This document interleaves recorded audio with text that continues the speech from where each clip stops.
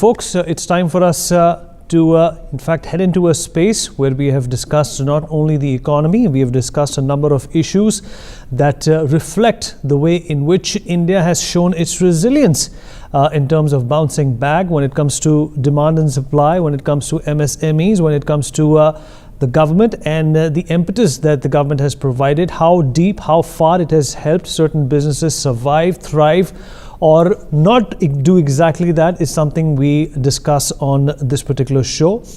It's been over 5 months that we have had a number of notable entrepreneurs, guests, and business thinkers who have given numerous ideas on how to revive the economy, the dateline, the timeline within which the economy perhaps can come back to the pre-COVID-19 stage. And once again, here we are to discuss the same. And I'll go ahead now and welcome our panelists. Joining me on the show is Mr. Sudhir Mishra. He's the founder and managing partner of Trust Legal. We are also joined by Mr. Barun Agarwal, founder and CEO of Breathe Easy Consultants. Karthik Singhal, founder of O2 Care, also joins us on the platform. Suresh Kotla, Director, Energy and Environment, Institute for Sustainable Communities, is also part of this very engaging topic. And Ritu Lal, Senior Vice President and Head of the Institutional Relations, Amplus Solar. And of course, joining me on the platform is also Dr. Anurag Batra. He's been my partner in crime. We've been doing this together for a while now. And good evening, everyone. And I hope everyone can hear me. Good evening, Vineet. Good evening. All right. Thank you so much for being a part of this show. In fact, Anurag, good to see you once again. And Karthik, let me start by asking you, what's been your analysis? First, tell us and our viewers what kind of business you're into, how that has in fact either lost out or gained because of the pandemic. And then, of course, Anurag is going to take, the debate forward. And Vineet, if I may interrupt, today we are discussing the impact of bad quality air on lives, on livelihoods and businesses. Relevant topic. How the air quality index, which has really gone to abysmal low, impacts our GDP, it impacts our economy. Because we tend to think of it as a healthcare problem and we don't think of it as something that does lead to disruption in the economy. We've seen how COVID can disrupt not only lives but livelihood, and by that measure shrink the economy. So today we have experts who are experts on environment or who are in some way in the ecosystem of solving problems in the environmental domain by either doing products or services that help in it or being advocates or change makers in that environment. And while we'll definitely bring in Karthik, this is Karthik's second time on the show. Let me start with Mr. Sudhir Mishra. Mr. Mishra, for the last 5-7 years, you have constantly raised this issue. You got to the Supreme Court. You went to the Supreme Court 30 days back, and Supreme Court did hear your petition. But nothing much has changed. Today we are dealing with very bad quality air in Delhi, and an OECD reports highlights the danger of the bad quality air that we breathe on economies. It talks about the number of fatalities. It talks about how it impacts manufacturing. It talks about how it brings down productivity. So tell us, Mr. Mishra, why nothing's changing? We are not bothered about, while I respect that an actor died in Mumbai and we must focus a lot on the abuse of drugs, but if air quality that all of us breathe every day is going to lead us to a situation where we can't even perform our basic duties, then what else is more important than that? So, thank you, Dr. Batra. I would say first correct that I went to Delhi High Court in 2015, actually, not to the Supreme Court. There are various lawyers and various bodies which have gone to virtually every court in the country. People have gone to National Green Tribunal, somebody has gone to Supreme Court. I had gone to Delhi High Court, but for a very different reason in 2015. I said that this is not an environmental problem. The Delhi air is not an environmental problem. I said it's a health emergency. When this whole world had not seen the world health emergency, we had used the word health emergency in 2015 before Delhi High Court. They issued notices, and from that time till now, we are fighting the Delhi air issue before Delhi High Court. I went for it almost 1 month back, and they were very clear that they will admit this application where we said stop the farm fires, stop them somehow. This is roughly 30-40 days back. Now, when you see politicians talking today, oh, we are going to take this measure or going to take that measure, you feel really disheartened because you're not talking about a problem which is going to affect you tomorrow, day after tomorrow. You are in a forbidden city, so far as I am concerned. We will be very soon. We are not in a gas chamber. We are literally in a city which is unlivable. You can't live here. That's as simple as that. Now, what happened? Hear me clearly. Delhi High Court said that the Supreme Court is hearing the matter. So the Supreme Court was approved. Then the Supreme Court, the central government goes and said, we are bringing a law which will clear this whole issue. That law has come apparently 4-5 days back through an ordinance. Now we don't have time for all of that. They need to immediately crack down whether they have to speed the Delhi speed, they have to stop the farm fires. Have the chief ministers of the 4 states have sat together with the environment minister? Are they meeting on a daily basis on this issue? These are the questions we should be asking. And Mr. Mishra, what is the solution? You said that the chief minister should come together, but what is the solution to the burning of the crops in Punjab and it reaching Delhi and other parts of North India and making it? And we wait for it to come every year. The last 5-7 months have taught us that breath is everything, and if we can't breathe well, then coupled with COVID, this air issue can be really fatal for a lot of people. So why do we wait every year for it to happen? What's wrong with us? That is the puzzle, that we actually wait for this whole air to come above Delhi and then start talking about it. But there is a silver lining here. There are a lot of farmers in Punjab who have voluntarily given up the burning of the crop. We have reports on that issue, and that's something which is very heartening. How much hand-holding we are doing, and I'm not going to blame only the government for the mess. We as a consumption society, we are the same people who are rejoicing in the early months of March and April. Oh, from Jalandhar you can see the mountains. So we don't really value it. We are talking about, I can tell you at least dozens of examples on Vijayadashmi when you had firecrackers all over Delhi. So how as a society, we want clean air? That also is a question. For every small stuff, we started cycling for 1 or 2 weeks or 4 weeks, then all of us, different floors in one house, we are taking each car just to have a stroll around. So merely stopping it on the red light, switching it off is not going to solve the problem, because you have to do 100 things, and out of 100 things, farm burning is one of the issue. Thank you so much. We have to approach it holistically and deal with all aspects that create it, including our behaviors and our lifestyle. Suresh, let me come to you. You heard Sudhir. Tell us the impact in rupee terms or in GDP terms or economic terms that it has. We know the impact in human lives. We talk, OECD research suggests that we lose between 5.5 to 6 million lives just to air quality. We lose a lot of newborns. It devastates families. It brings down the productivity of professionals who suffer it.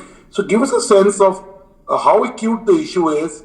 Give us its various dimensions and give us some solutions, Suresh. You'll have to unmute yourself, Suresh. Thanks, Anurag, and thanks, Sudhir, for your comments. While I agree with you that it's a public health emergency, but this is a problem. It's a problem where it's like repairing a vehicle while it's on the move, and it's a much larger problem than the kind of solutions we are looking at the moment, which of course are great solutions, and I think we must try and double down on these solutions by bringing in more institutions. But I think we definitely need much larger, long-term and holistic solutions, as Anurag, you also alluded to. I think one of the most important aspects, which I think we are, in my view, are missing in this is creating markets for abatement technologies and for the kind of technologies we are talking about, even for the farmers.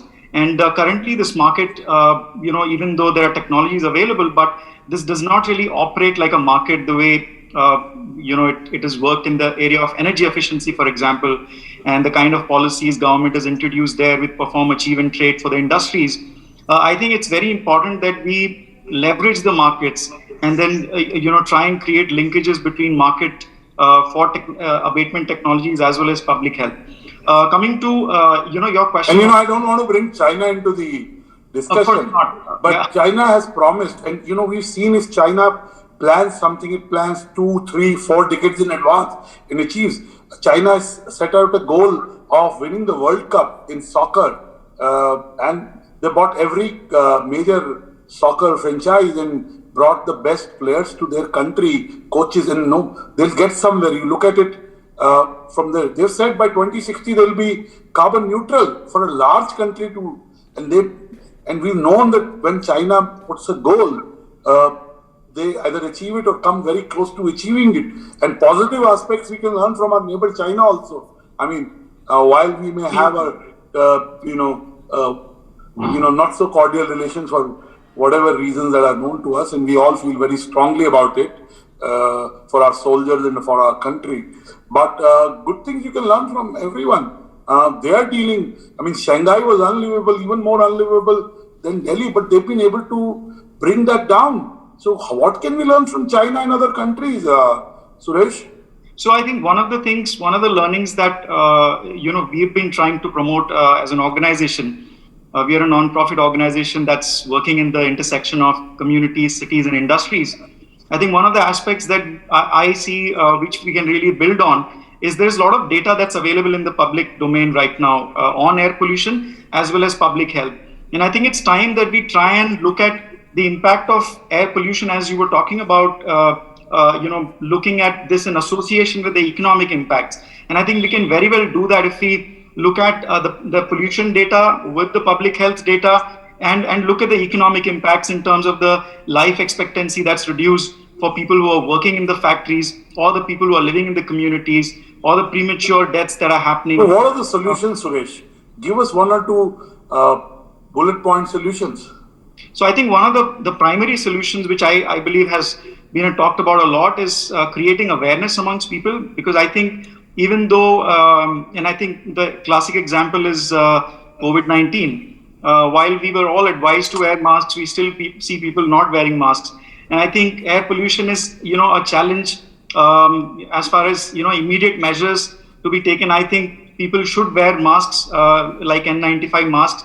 And I'm sure that, not everybody in the population can afford that. But as much as possible, we should make those masks available as an immediate solution so that people are protected from the PM 2.5 and PM 10 content. Of course, the larger problem of air pollution needs much bigger solutions, but this is, one of the immediate solutions. As far as long-term solutions are concerned, as I, spoke about leveraging the power of markets. And I think Gujarat has recently launched a cap and trade program for the industries, which is bringing in, a cap on the industries on the kind of particulate emissions that they can emit.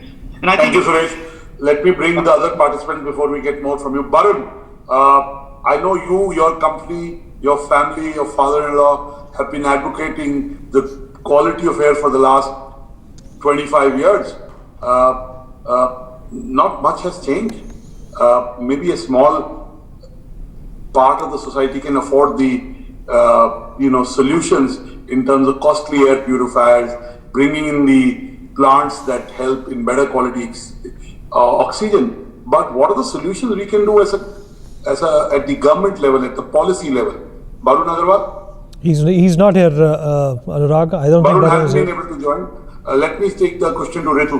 Ritu, solar as an industry has seen challenges. Solar solves the problem of consumption of fossil fuels.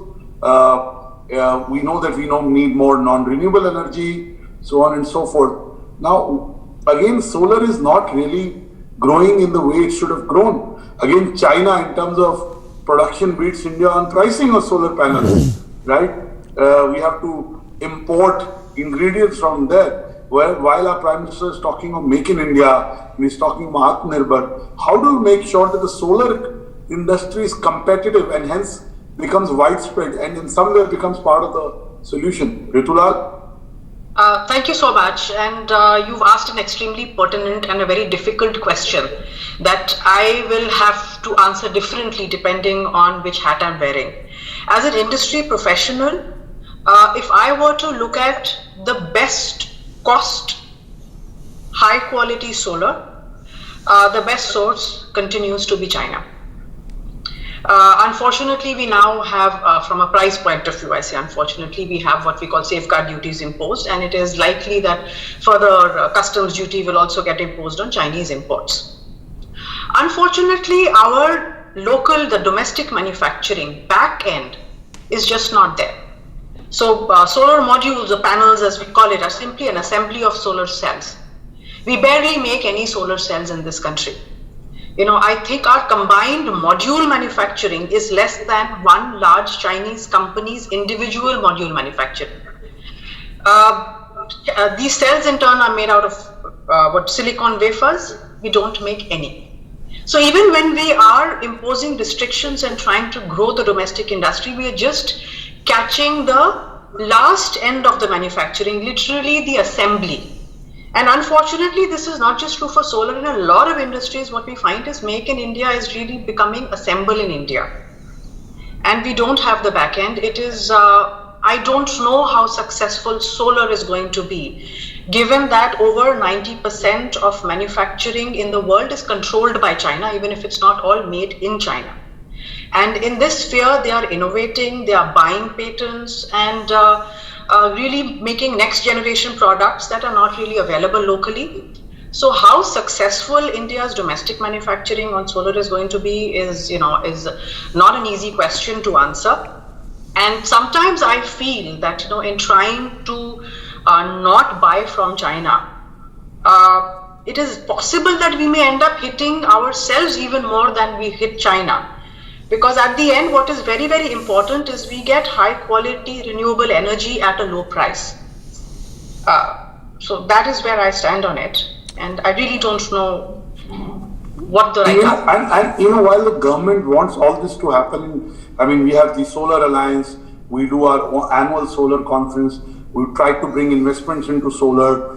Many companies are doing, pioneering work, whether it's a Renew Power, and I can give you other names. But what is stopping it? Why is it not happening? Because if solar becomes part of our lives, a lot of things will get solved. And that has to do with the economics of solar industry, as you rightly pointed. So what is kind of inhibiting it, Ritu? Right, Ritu, if I can add something to what Anurag said. Also tell us about electric vehicles. We still haven't been we haven't started even thinking about electrical vehicles at this point in time, where in the United States, electrical charging ports are being planned to the tune of 5 lakh charging ports all across the country. We don't even have a couple of them. And even the duties on vehicles, which are electric in nature, are extremely high in our country. Isn't that also a probable solution to this pollution mess? Yes, it is. I'll very quickly answer the solar question. While we don't have much of solar module manufacturing, India is solarizing rather rapidly compared to many other areas. We have a target of say 100 gigawatts of solar that we had envisioned by 2022. We already have about 40 gigawatt installed. So we are going a little slower, but we are getting there.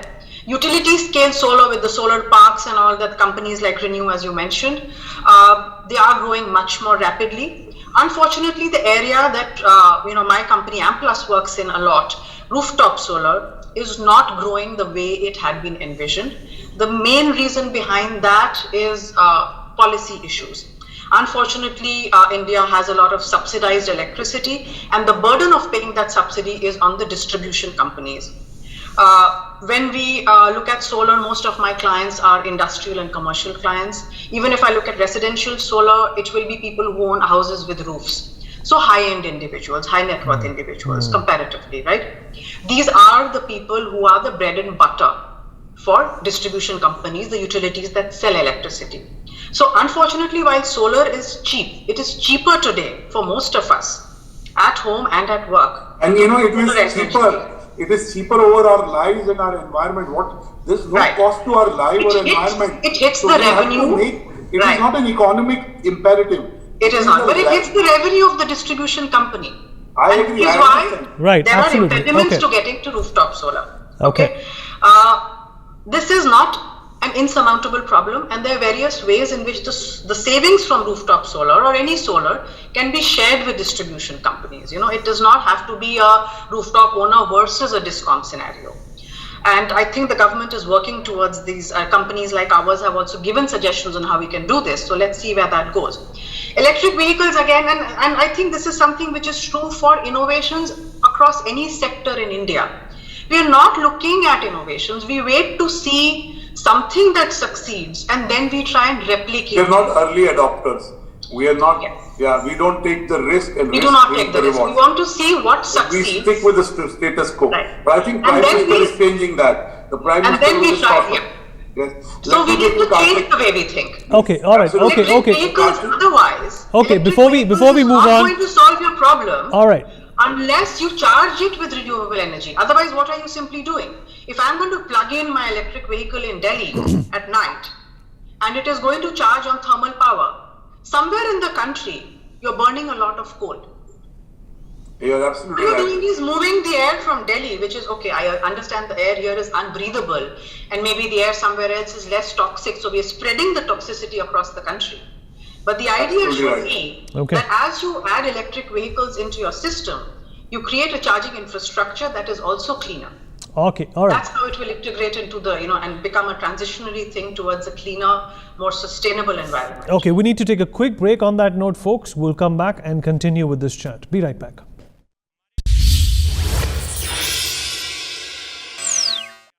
Welcome back to this special program. My name is Vineet Malhotra. How detrimental is pollution, and what kind of measures need to be implemented, promulgated by the government and perhaps even the citizens at some point in time, because not much has happened in the last 5 years. Karthik, where do you stand on this? Productivity is something which has an index which is appreciated in the West very highly, but in India perhaps that takes a back seat. You think it's about time that because of this pollution mess, the idea of productivity and your health has been brought to the fore, and the government is eventually going to do something about it. Every year this crop burning which happens in Punjab and Haryana, there is a tug of war between 3 states and the center, and you're back again to square one when things normalize, and it's been a cycle which has repeated itself. And we Indians are also, I think, very forgiving. We forget about it. We have selective amnesia. Okay, it happened last year. Perhaps this time around it'll be different. I'll have more money to buy a purifier, and I'll be able to deal with this problem, is the mentality that people have. But that is not the case. We are all, in fact, shortening our life. We could live perhaps 3 to 4 years longer had this, air not been so poisonous. But another challenge is, Karthik, that the knowledge or the know-how or the cognizance about this fact is very low as well. Very well said. Vineet, I would like to address this. Actually, it's not, so what you just mentioned means that we're not addressing the root cause of the problem. We've been highlighting different problems that, industries in the cities could be one problem, vehicles are one problem. Then there is problem of stubble burning that we have. Then there is another problem that we have not highlighted, which might be the topographical or the geographical location of the city we are living in, that the winds arriving from the coast carry these PM level particles with them and get accumulated near the Himalayas. And then the air pressure does not let it move in the other direction. Now these accumulated PM levels affects not just Delhi, but the whole belt from Punjab to West Bengal. So this is a natural phenomena that has become. So instead of being reactive, it's time to become proactive. A. B. What you mentioned about knowledge. Yes, I think it's time for people to understand and know their pollutants. Not just PM levels are pollutants. When we consider AQI, Air Quality Index, people should know what are these pollutants that are being highlighted and calculated. Accordingly, AQI is taken out for different countries. We're not talking about Air Pollution Index, API today, not just PM levels. We're talking about the AQI. So there are levels of microbials, there are levels of gases. To address all the issues, there are, not me or not you, we have to come together as a city because we are in a health emergency today. Like Ritu said, that it's unbreathable out there. Well, it was only unbreathable when we could see that layer form in the environment. Before this, even if the AQ levels was high, we were not aware of it because we could not see it. Now, through COVID, people have come up, people want to understand this better, this this term, this phenomena. And also what we need to treat now is person to person, cross contamination, because COVID spreads through that maybe. So people are more interested in not just eliminating these pollutants, but also believing in that if I am living with my grandfather, my father, and my son, then maybe I'm not the one who's infected and giving cross contamination to them, because they might be, the same air might affect them in a different way. So people, there is a lot of demand of air purifiers, but they need to know which one to buy. I might be asthmatic. That means that pollen is the main problem for me, not all the pollutants, right? I might have a problem or allergy when there is change in the environment. I need to know that is a particular air purifier the solution that I'm targeting, or do I need a customized form of it? There are multiple technologies available. Then from the government point of view that you asked, I would say that waste treatment, what we are doing, this is something that has not been discussed ever. The toxic gases that are not being addressed to or calculated in the AQI, some of them are, which is why we mentioned vehicle pollution as a level, because they are calculated in the AQI. But there are definitely a lot of places in India that have certain toxic gases coming up which are released, and we need to treat them, because this will not cause a problem to me or you. This will cause the Karthik, Karthik, I have a thought. If I jump a red light, I'm challaned. The new Motor Vehicles Act is extremely stringent. In fact, I received one yesterday. It is a deterrent for me not to do it the next time. What about penalties being imposed on people and companies and restaurants and industries that are major pollutants? And if there is a law to, in fact, to punish them, reprimand them for polluting the environment, I don't think it's being implemented or exercised as stringently as giving me a challan for jumping a red light. Absolutely. I, in fact, agree to that. There has been, something that we say that we are not going to use our DG sets for the 6 months. Is that a real solution? That might not be a solution, right? It's a reactive solution. We have a problem at hand. We are not able to address the problem. So whatever comes to our mind, we can, make that a policy, and that is affecting a lot of industries. The industrial pollutants are caused only by the industries which are in the cities. To be honest, I don't think industries should be within the cities, which are densely populated. Should be at least 100 kilometers from the cities. So long-term plan should be that. Short-term plan should be stringent laws. Like you just mentioned, there is a law that says 500 rupees challan if you're not wearing a mask. If the person who has to follow the mask or who has to follow the law is not educated, is not told about why you have to do it, he will not do it. Correct. Dande se kab tak maar lenge na hum. We have to educate the person that this can really give you problems, not you, your mother, your father, your people, generations to come. This can affect your health. That should be the utmost priority, rather than just evaluating human life with money and seeing that how much loss or profit we are in. This is a health emergency, I would say. Absolutely. Thank you so much. I want to ask you, Mr. Mishra, I want to bring you in, and I want to ask you. Today we are on 2nd November. In 12 days we have Diwali. Some of our friends in Delhi and other parts of the country will still burst crackers, in spite of it being a big problem for people who have breathing issues. They pollute the environment, and coupled with COVID, it could be a very bad thing. What do we do for such people? Right now Karthik and Vineet talked about, educating and also penalizing them. What do we do to make sure we disincentivize such people from using crackers? So the problem is actually on manifold. We started talking about it as an economic issue. Let me go back to the economic issue first. Delhi is a tourism center. It used to receive a lot of tourists 10 years back during the month of October, November, December, January, February. Now, when I said that this city has almost become a forbidden city, when you travel abroad and you say to people, you invite your friends to India, if you tell them that you have to come in November or December or January, they say, no, we can't come. Because they are frightened to come here because of the pollution. So that's your economic consequence, direct economic consequence. Same is true with a lot of high-paying jobs. People are willing to work in Pune, people are willing to work in Bangalore, Hyderabad, but they don't want to come and join a Gurgaon office. They don't want to come and join a Delhi office. They don't want to come and join a... You're saying if I had my office in Goa, possibly I'd get better quality. Now we have to, like you look at an office, you look at their... I'm saying something. What I'm trying to say, people are willing to take 30 lakhs, 40 lakhs to be lesser, but to stay in a place where their life is safe. Now, these are two things. When it comes to the behavioral issue, which you told Anurag very nicely, let me tell you, I was crossing after the 10th day, the Vijayadashmi day, when you take these polythene packs, name the car, name the brand, whether it's a German or a Swedish. They were parked on the Noida D&D road. People will park, climb the railing and drop the plastic in the river. In those 50 lakhs to 10 lakhs to 40 lakhs rupees car. So Karthik, let me tell you, whether it's a waste generated toxic or anything, the courts have handled all kind of matter by now.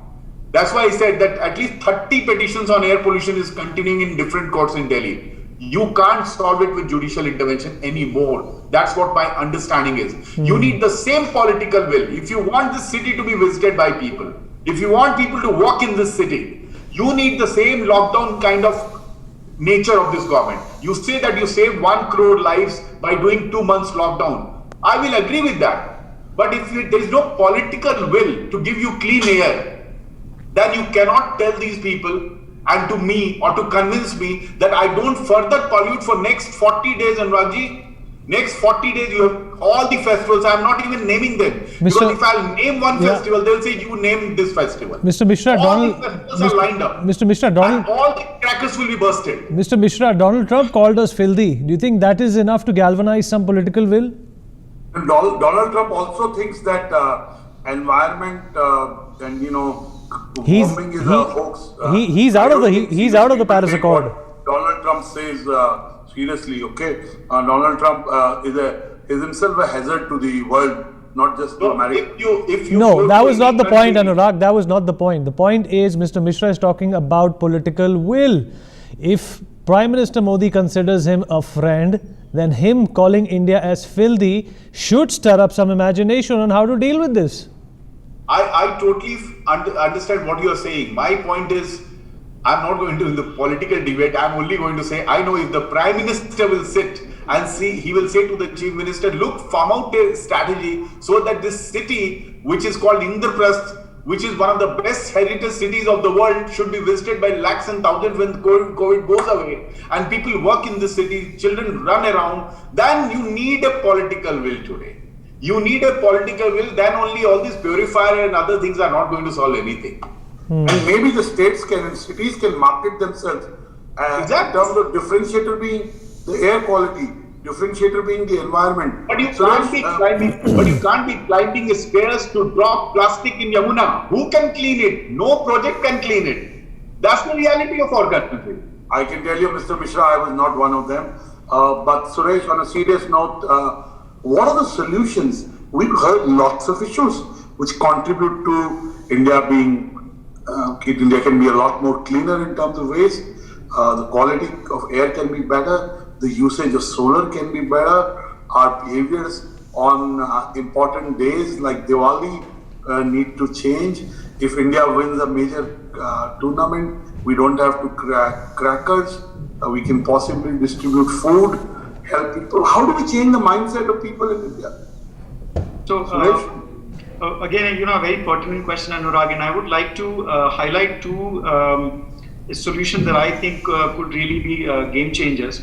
I think one of them being greening the finance, and I think this was one issue that I wanted to address earlier.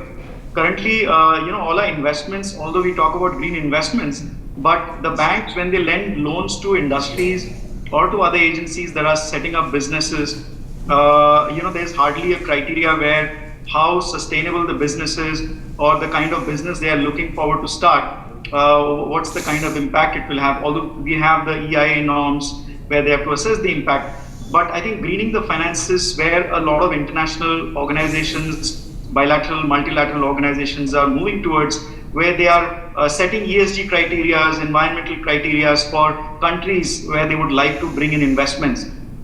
So that's one solution. The other solution that I think is a, it's a no-brainer solution. We have a lot of solutions that are within our reach. One simple example is changing all the inefficient technologies that are there in the factories at the moment. And we are implementing one such program where we are looking forward to change close to 120,000 induction motors that are old and that are inefficient and that are about 40 to 50% less efficient than they should be.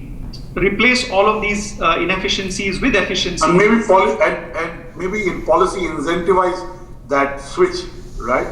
Exactly. Possibly.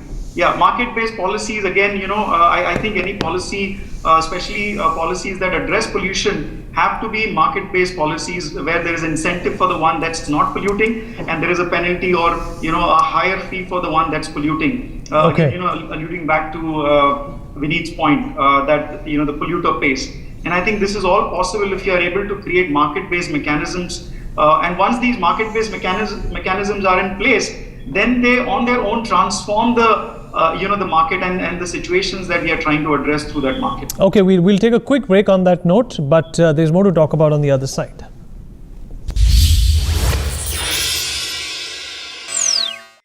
Welcome back to this very engaging and important conversation about pollution. Ritu, as much as we might hate it to even compare ourselves with China, but the fact of the matter is when it comes to pollution, they have made some progress. I've been to Beijing twice in my life. The first time I went was in 2012. I went again in 2017 and I saw a considerable change in the way they were able to reduce the pollution without, hampering the normal lives of people, just by in fact putting more strict laws and in fact procedures into place. Do you think that's perhaps something that India needs to do desperately, and we are perhaps on the cusp of that realization as well? Okay. Vineet, that question is for me, right? Yes. Yeah.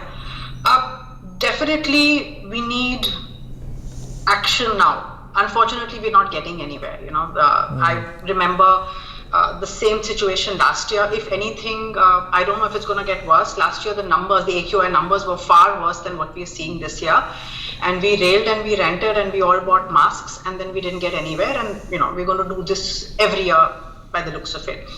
One of the things that we can do very, very quickly, and I know we mentioned diesel generators and their use. Now, the very first thing I want to say about diesel generators here is, it's not a luxury, it's a necessity. No industry is using diesel, buying a generator and generating electricity at 14, 15, 20 rupees a unit out of choice. I live in a high-rise building. We have a diesel generator because, the power supply is a bit erratic. And even if it goes off for 3 minutes, there are elevators running.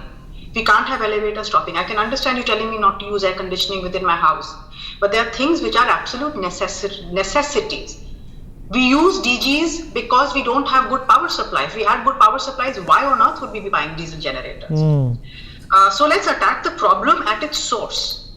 Another way to deal with some of the bad air in the cities is to really incentivize small solar plus storage solutions. So battery storage is still more expensive if you were to put solar or anything through a storage than using it directly. But if I were to compare it with diesel generators, solar plus storage is cheaper than using DG sets. So that is something that can really be incentivized, and we need to create good quality storage solutions. We're starting, again, our storage story is actually way behind countries, and I hate to say the name again, but China, which has made huge investments in storage technology. This is something that we can really do to solve the urban air problem. It's scalable, it's doable, it's commercially viable. Right. Absolutely. And Vineet, I want to bring in 2-3 more aspects. The auto sales, both 4-wheeler sales and 2-wheeler sales in the last 2 months have broken all records. Now that will, the need for personal mobility because of COVID will add fuel to the fire, literally. Okay. I want to ask Suresh, Sudhir, and Ritu and Karthik, how do we deal with that? Because the number of vehicles in Delhi seem to be going up post lockdown being lifted. So how do we deal with it? And I also want to know from all the panelists, when do they think the economy will be back in full bloom? In 6 months, 12 months, 18 months, and why? And my last question is, what is your one top lockdown lesson that will hold you in good stead throughout your life? So let me start with Karthik. Karthik, how do we deal with this number of vehicles going up and adding to vehicular pollution?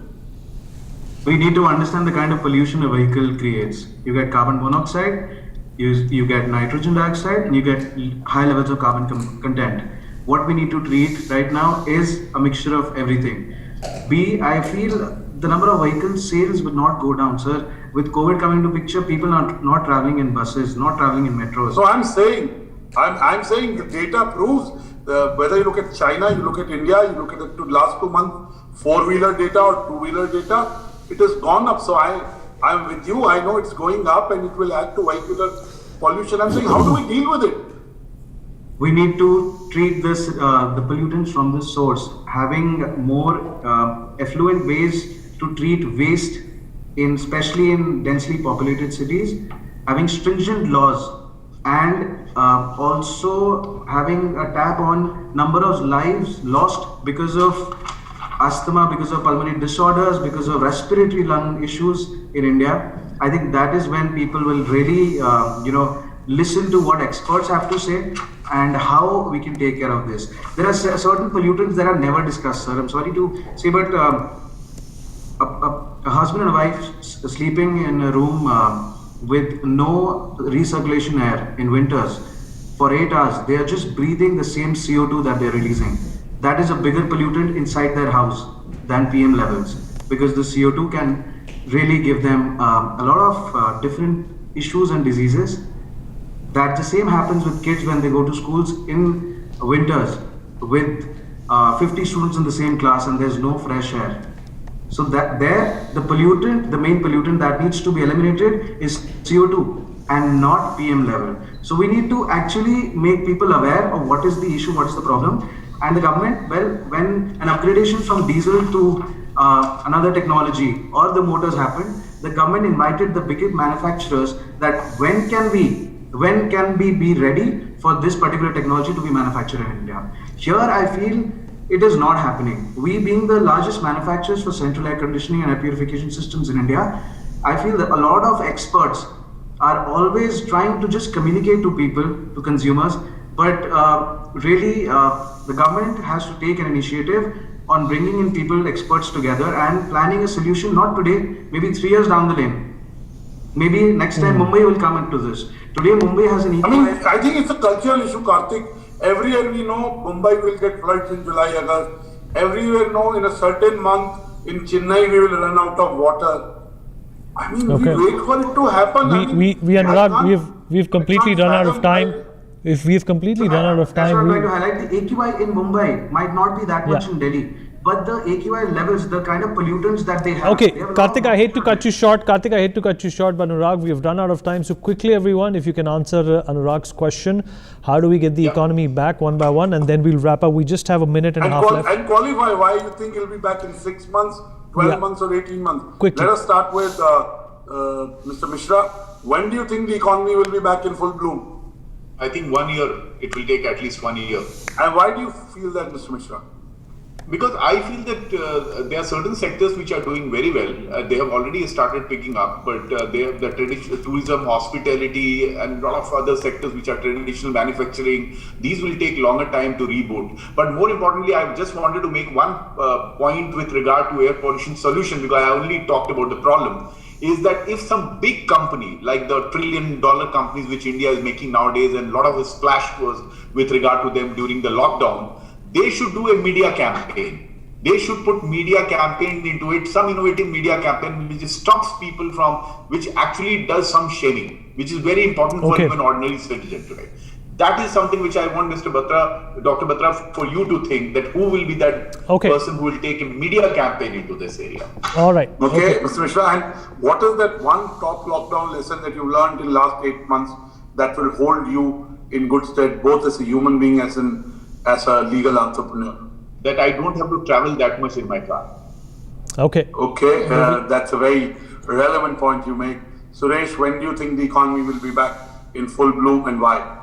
So I think the economy will be back in action. It's already in action, but I think by the time we recover and probably bounce forward, it might take 12 to 18 months. And I think the reason for that is our countries, especially the infrastructure sector, is still growing. 75% of India is yet to be built.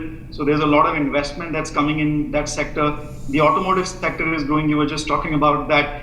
And I think it's need of the hour that we aggregate demand towards cleaner technologies, cleaner cars and cleaner vehicles. So of course, I believe all these sectors, which are growing sectors, we can transform them towards cleaner energy and cleaner transitions, and then our economy is not only going to bounce forward in 18 months, but we will also we would have learned lessons from the pandemic.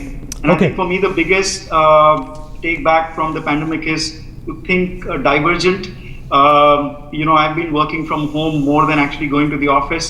And, I believe that we need to think of divergent strategies. All right. Thank you so much. Shorter answers, please. Shorter answers. Will be back in full bloom. And what's your top lockdown lesson? Shorter answers, So please. full bloom, Shorter answers. I would say 18 to 24 months. Very similar reasons to what the other panelists have already said.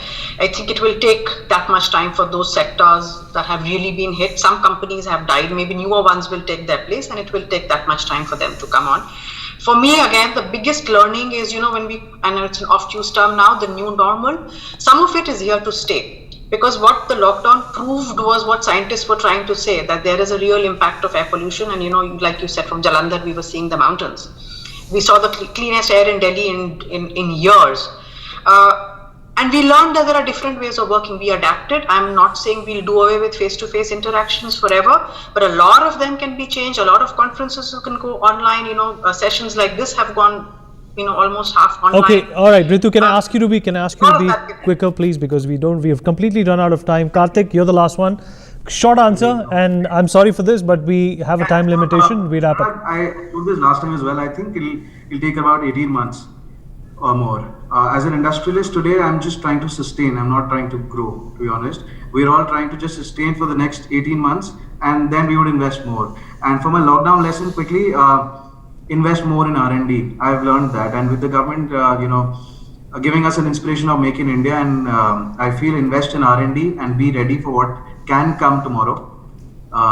That is why what Suresh said, that working from home has become a culture, even for manufacturing companies like us.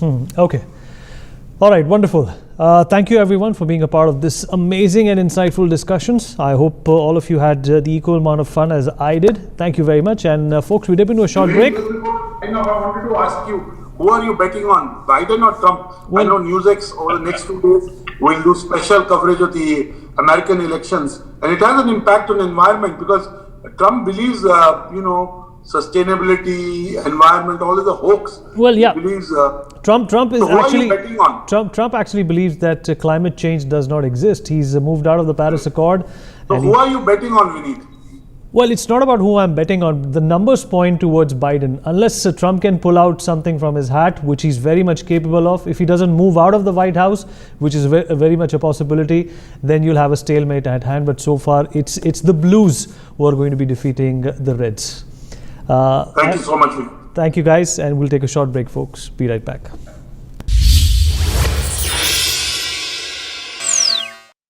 For more such videos, subscribe to the NewsX YouTube channel, hit the bell icon.